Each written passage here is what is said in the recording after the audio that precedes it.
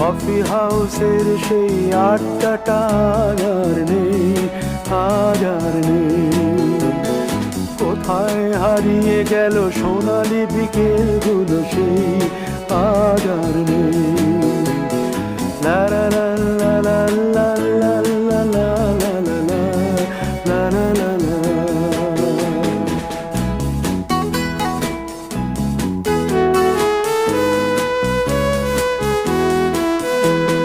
নিখিলেশ প্যারিসে, মইদুল ঢাকাতে, নেই তারা আজ কোনো খবরে। গ্র্যান্ডের গিটারিস্ট গোয়ানিজ ডিসুজা ঘুমিয়ে আছে যে আজ কবরে।